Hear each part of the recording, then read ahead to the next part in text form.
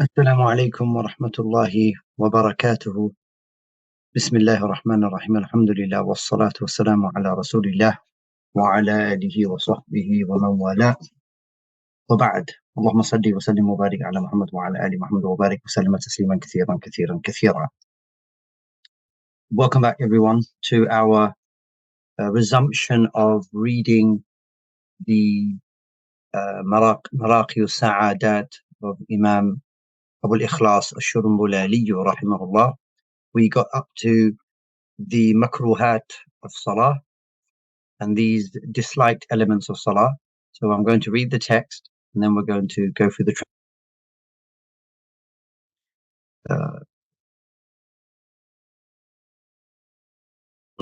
يكره ترك واجب أو سنة عمدا وعبث بثوبه وبدنه قلب الحصى إلا مر للسجود فركعة الأصابع وتخثر والالتفات برقبته والإيقاع وافتراش ذراعيه وتشمير كمه والصلاة بإزار مع قدرته على ستر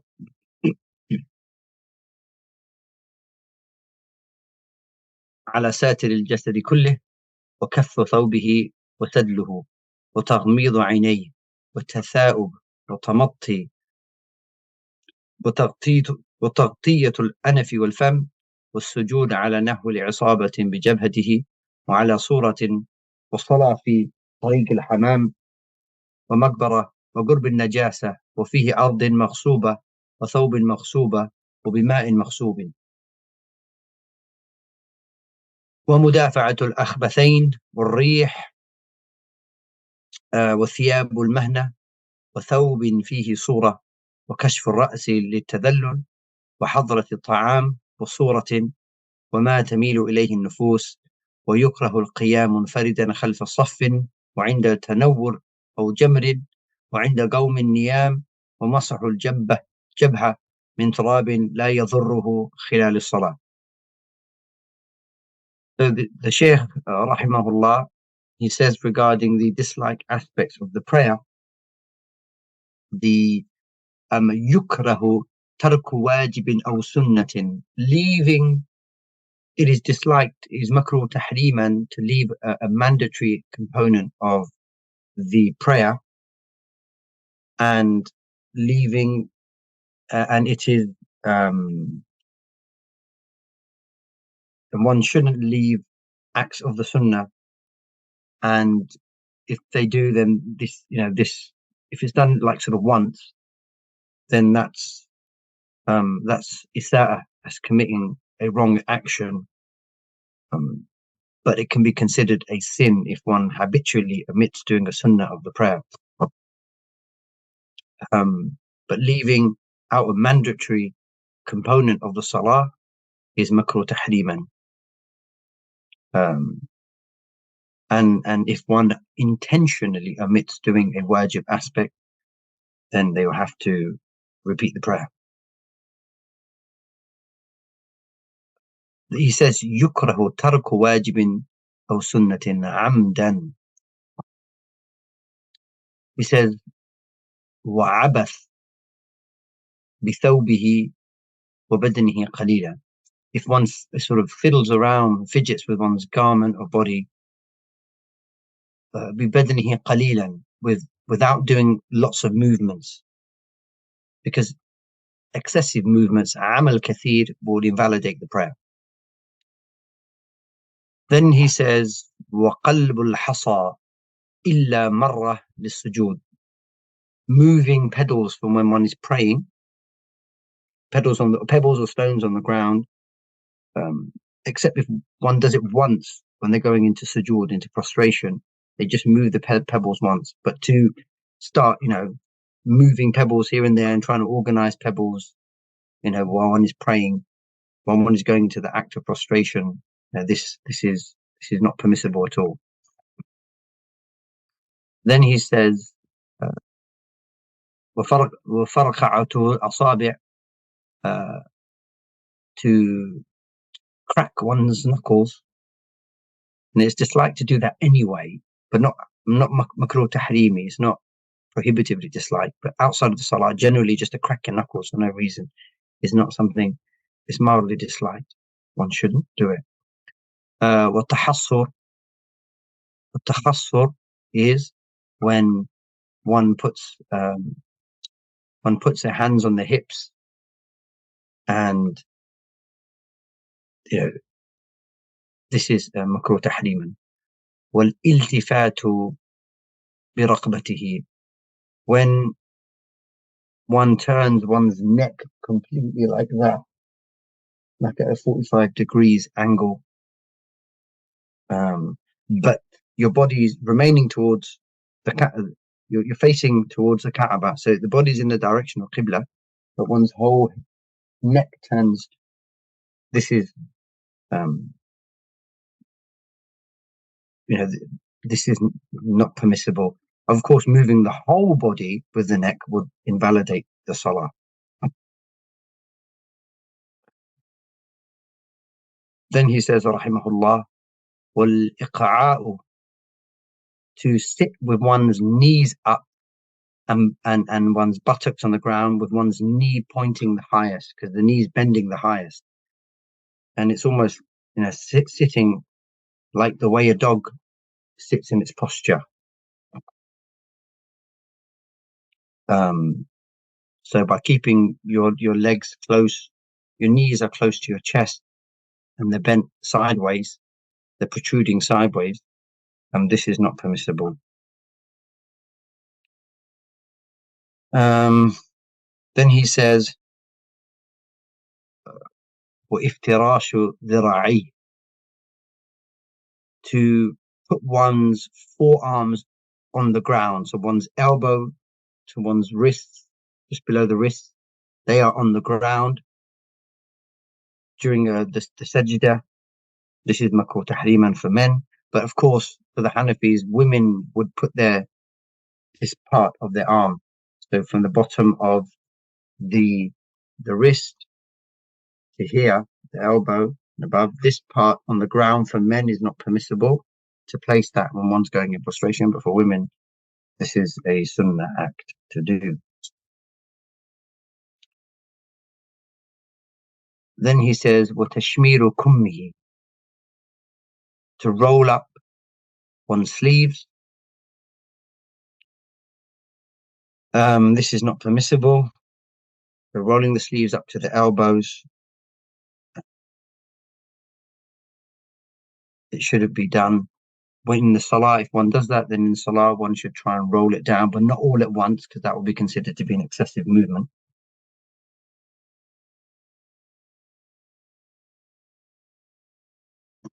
Then he says, وَصَلَاتُهُ بِإِزَارٍ مَعَ قُدْرَتِهِ عَلَى السَّاتِرِ جَسَدْ كُلِّهِ. He says, regarding men to pray in only their izar, the lower garment that covers their awrah, when they have the ability to cover the whole body. So he says there, وَالصَّلَاةُ بِإِزَارٍ مَعَ قُدْرَتِهِ عَلَى سَاتِرِ الْجَسَدِ كُلِّهِ. So you have the ability to cover all of your body, including the upper part, but you only cover from your navel down to your ankles. You cover your awrah.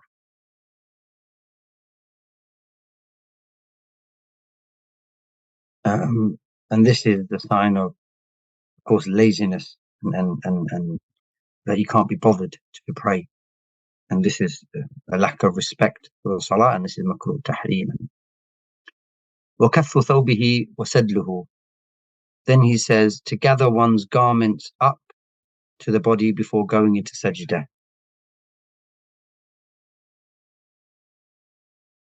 One shouldn't do that. That is, it's a sign of arrogance when you roll up your clothes and then you go into sajda. وَتَغْمِيضُ عَيْنَيْهِ,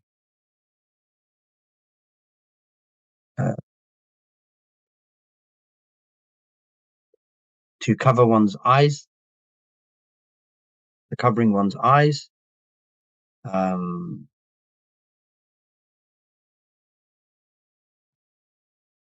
other thing is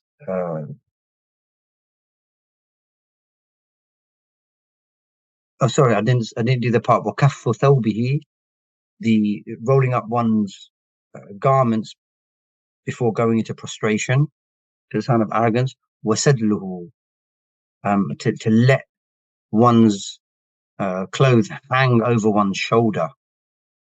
So without putting it, let's just say you have a jacket or a coat, but you just drape it around your shoulder. You don't thread your arms.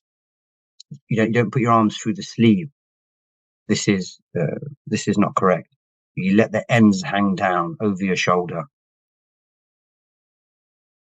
وَتَغْمِيضُ عَيْنَيْهِ, to close one's eyes, unless of course one does it for legitimate reasons. It might be dusty if you're praying outside or something like that. But if it helps you concentrate. Then he says, وَتَثَاؤُبْ, to yawn, and it shouldn't be done deliberately, but one should try and prevent one's yawn from exiting the mouth as much as possible to try and contain it. And then he says, وَالتَّمَطِّي, stretching. One should try and avoid stretching.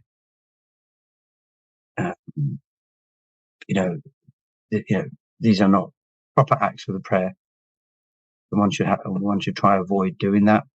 وَتَغْطِيَةُ الْأَنْفِ وَالْفَمِ, covering one's nose and one's mouth.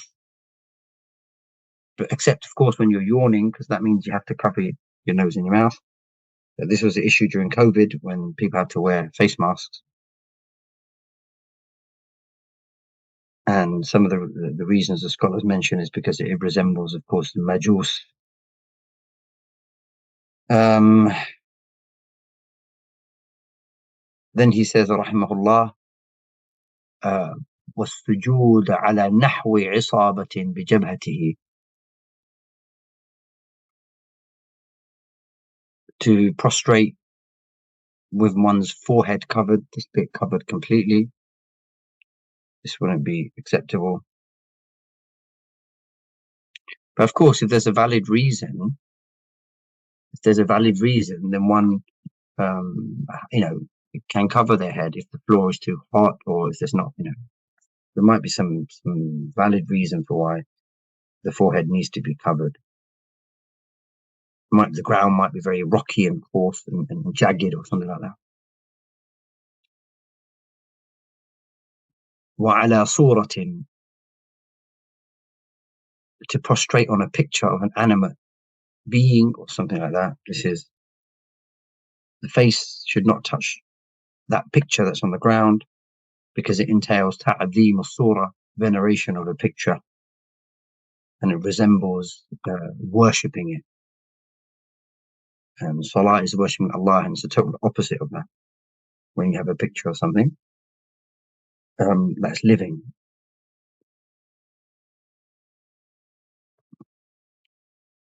Then he says, وَالصَّلَاةُ فِي طَرِيقٍ وَحَمَّامٍ وَمَقْبَرَةٍ وَقُرْبِ النَّجَاسَةِ.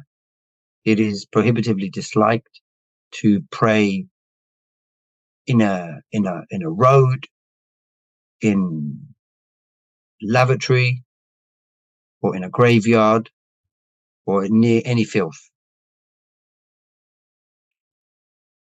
The lavatory, of course, is a place of filth. The road it blocks and disturbs people because there's traffic, there's murur. And praying in a maqbara resembles, of course, how the Jews and their funeral rites.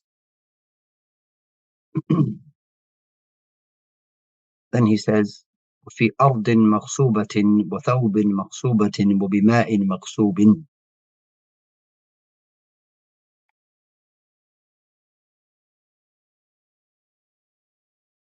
Then to pray with garments. Sorry, to pray. Where am I? So to pray on land that has been, stolen or usurped, a garment that has been taken unjustly, usurped, or stolen, or bima'in maghsubin, or after one uses water for wudu, where one has stolen that water. This is haram to pray on any land or property that is stolen or usurped, any garment or piece of clothing that one has stolen, which one then wears and performs prayer, or with water that's stolen.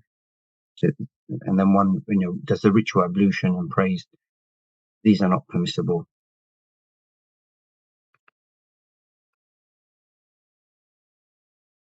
Then he says, وَمُدَافَعَةُ الْأَخْبَثَيْنِ, when you pray but you're trying to hold back your urge to either urinate or defecate. You want to relieve oneself and you're really struggling and you're trying to hold it and fight it back, and you're praying in that state.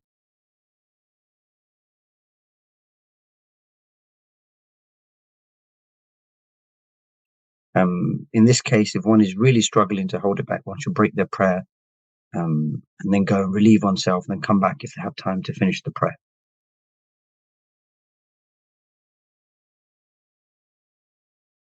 And he says, وَالْأَخْبَثَيْنِ وَالرِّيحِ, and he also includes passing gas. You're trying to hold, you're struggling to hold the gas in, and you should just break the salah and then resume the salah again in the salah time. Then to work with thiyab al-mahna, if one prays in one's work clothes, one shouldn't do that, because these clothes are often worn out, they're often scruffy, dirty, and it's not suitable attire. One shouldn't pray in such clothes if one can avoid it.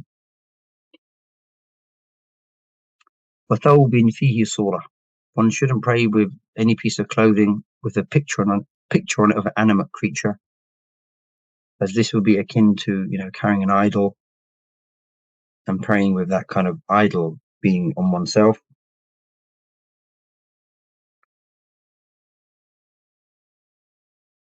And then he says, وَكَشْفُ التَّظَلُّلِ, if one prays with one's head uncovered, then one shouldn't do that, unless, of course, one is not covering one's head out of a sense of humility.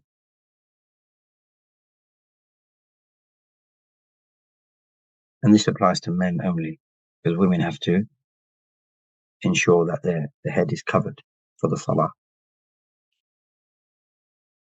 وَحَضْرَةِ الطَّعَامِ, one shouldn't pray in the presence of food or when food is being served, especially while one is hungry.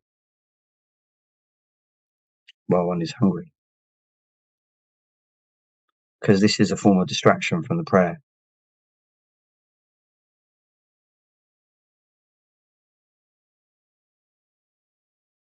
وَحَضْرَةُ الطَّعَامِ وَصُورَةٍ, to pray in the presence of a picture. وَمَا تَمِيلُ إِلَيْهِ النُّفُوسِ, to pray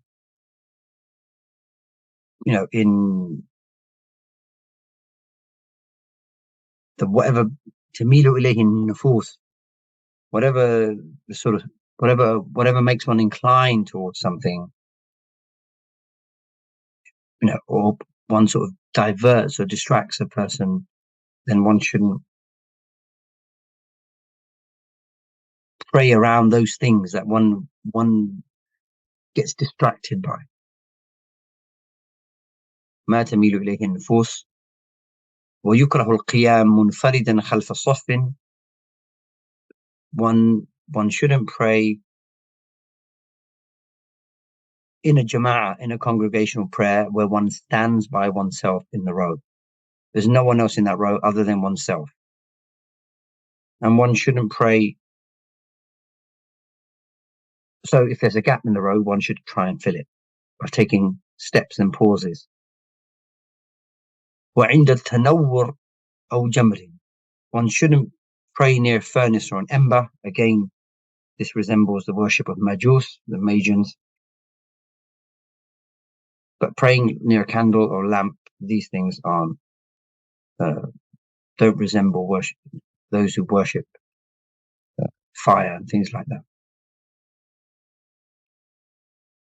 وقوم نيام وعند قوم نيام, one shouldn't pray in the presence of someone sleeping or people sleeping. But if one is going to be distracted or one's going to feel embarrassed praying in front of people, then one shouldn't pray while they're sleeping. ومسح جبهة من تراب لا يضره خلال الصلاة, to wipe dirt or sweat off one's face that does not distract him during the prayer. Because مسح الجبهة, wiping your forehead constantly, can be classed as a form of abath, and as sort of pointless act.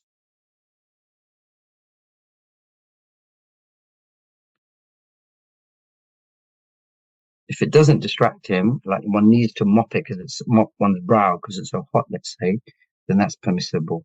But constantly doing it, mopping one's brow, and things like that, wiping one's face to sweat off, then this become a distraction in the prayer.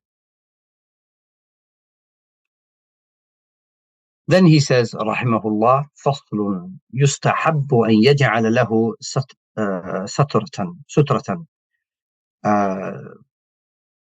ويرخص دفع النار بتسبيح أو إشارة, وتدفعه المرأة بغير صوت, ولا يكره شد الوسط, وتقلد بنحو سيف لم يشغله حركته, وتوجه لمصحف وسيف وظهر قاعد يتحدث, وشمع وسراج, وقتل حية وعقرب خاف أذاهما بضربات وانحراف عن القبلة, وأفضل الصلاة على الأرض وما تنبته, ولا بأس بالصلاة على الفرش والبسط.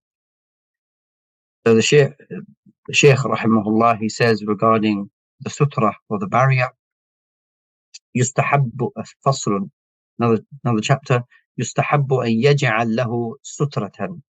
It is recommended for a person to place a barrier, a sutra, in front of him when praying.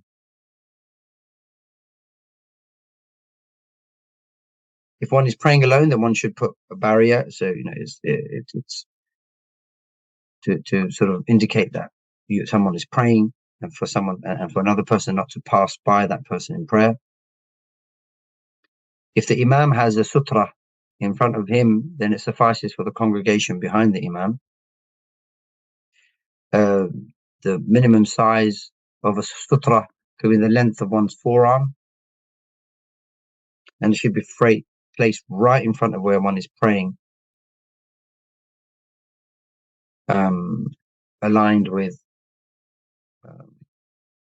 the top of the eye, so the eyebrows.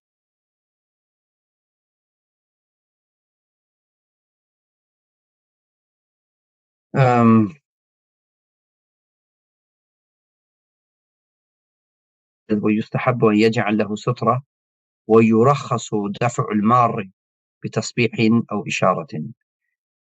If one has got a dispensation or rukhsa to, when someone walking in front of a person praying, the person praying has a dispensation or rukhsa to either say subhanallah or just by gesturing in order to ward off the person passing by. But we know it's recommended to just let the person just pass by and not ward them off, just allow them to pass through. وتدفعه المرأة بغير صوت. A woman, if someone passes by in front of a woman and she's in the salah, she can ward them off. But without raising her voice, but without using her voice. Rather, what she does is she can tap her hands.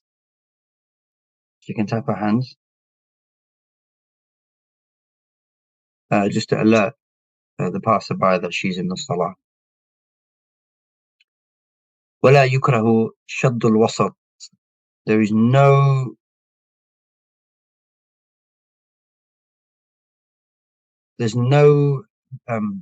dislike in tightening one's wasat, one's belt, around one's waist.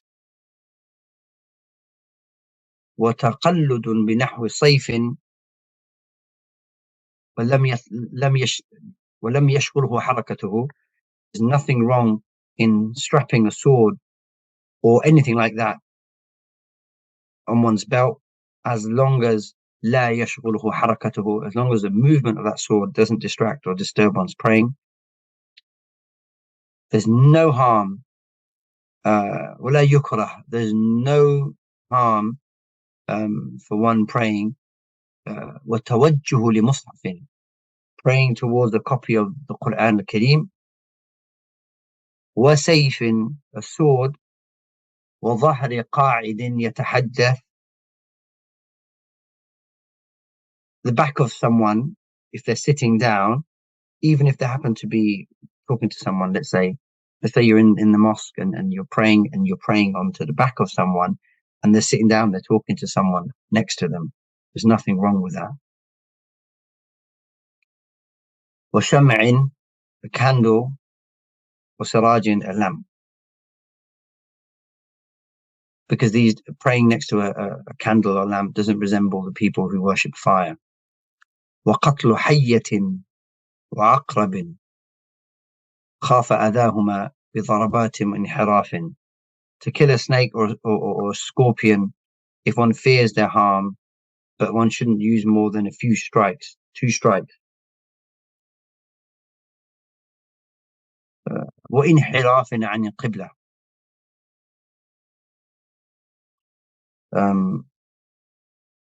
So even if one doesn't get scared of these kind of insects, well, if one doesn't fear any harm, then one shouldn't use excessive movements to kill them. And then one should do it. And it's not, and it wouldn't even be considered, even one should kill those insects, even if, it entails one's salah breaking. So if one is trying to strike these insects and one moves one's torso away from upper body, away from the direction of the salah, the qibla, then that's still, it's fine. One can break one's salah to kill these harmful insects or creatures or reptiles, whatever it might be that happens to be there.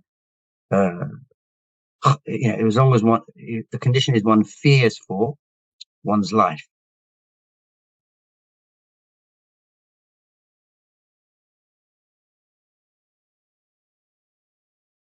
And then he says, rahimahullah, وَالْأَفْضَلُ الصَّلَاةُ عَلَى الْأَرْضِ وَمَا تُنْبِتُهُ. It is the most, وَالْأَفْضَلُ, it is more superior to pray on the earth. وَلَا بَأْسْ بِالصَّلَاةِ عَلَى الْفُرُشِ وَالْبُسُطِ. But it is acceptable to pray on carpets and rugs. But praying directly onto the earth, or ma tumbituhu, or whatever grows from the earth, this is more preferable. But praying on carpets or rugs is absolutely fine. So the Shaykh rahimahullah mentions these matters. Bi'idhnillahi ta'ala, next week what we'll be doing is we'll be discussing about the masail related to breaking the prayer, abandoning the prayer, some masail of the salah of the traveler, the salat al-marid, the prayer of the sick person, and some other masail, bi'idhnillahi ta'ala. That should take us up to salat al-witr, I think. Unless there's any questions, we will resume bi'idhnillahi ta'ala next week. Sheikh, I have a quick question, if that's okay. Oh, okay, please. Tafadhal. Assalamu alaikum. Wa alaikum assalam wa rahmatullah, Sheikh. Just a quick kind of maybe a point to come out of the preference to pray on the earth. Are we so if that's the case, are we talking, does that also take into account being preferable to pray closer to the earth? So for the sake of argument, praying on the ground floor of a masjid, is that in any way superior to praying on the second floor?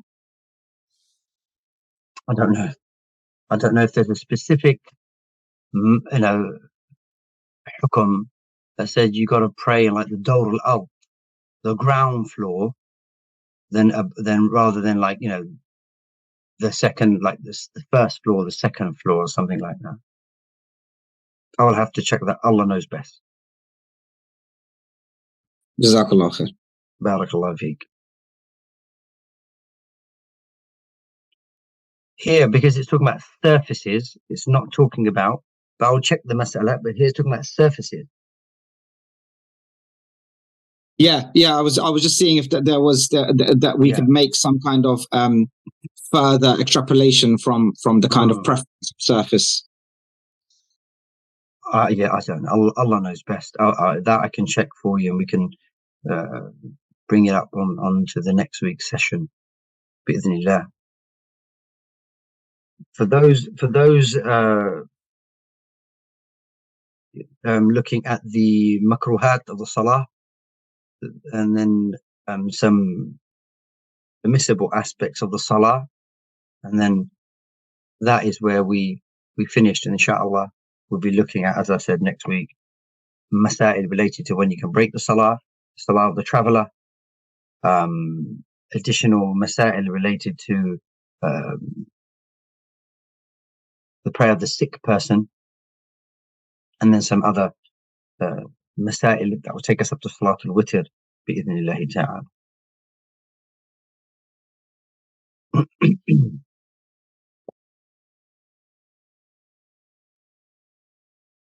Right, if there is no additional questions, we will then resume bi'idhnillahi ta'ala in our next session, same time, and I hope to see you then.